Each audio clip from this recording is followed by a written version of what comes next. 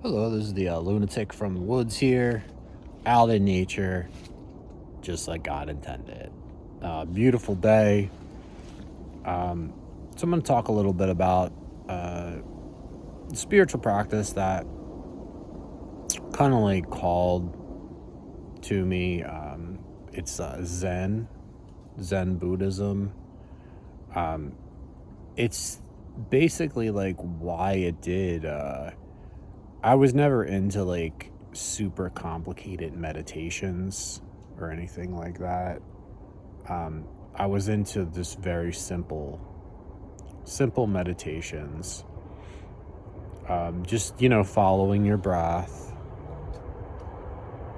in, out.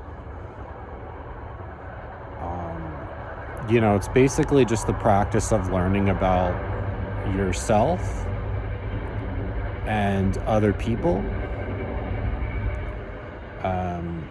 You kind of like, you could kind of sit there. There was this thing called metta, and you basically sit there, and somebody that you hate or somebody that got really under your skin, you just sit there and you think about that person and you say, may God bless you. I wish you good things. And you just say that over and over and over again.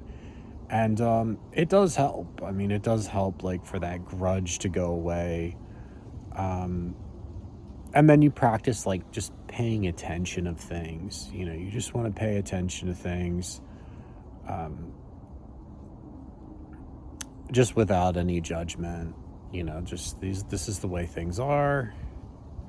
Even with meditation, you could concentrate like on an annoying noise and just try not to pass any judgment that it's annoying. Just very simple practices.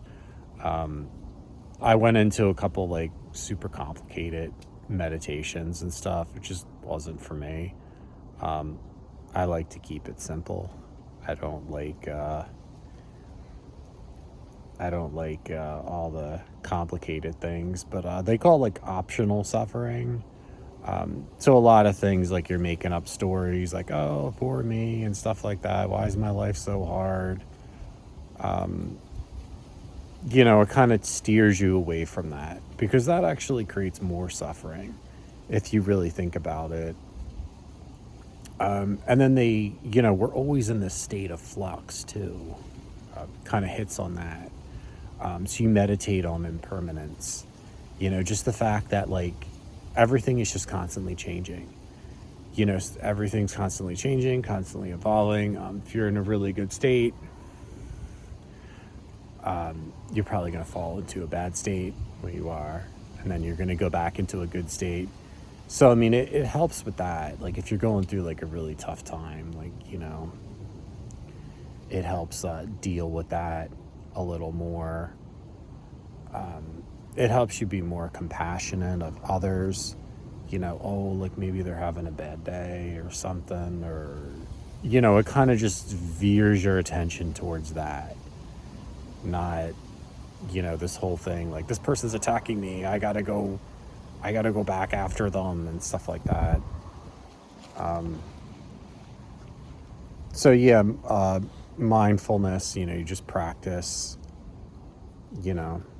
without judgment. So it helps you like just let you concentrate on letting all the stories go. All the made up stories, they call it like beginner's mind.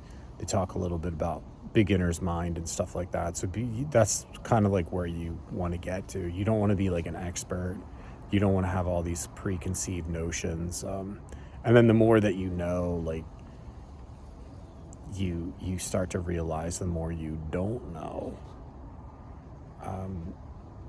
And it does. It makes you happier. It makes you calmer. It helps you to suffer less. I mean, that's what the Buddha was all about. He was just about, minimize your suffering.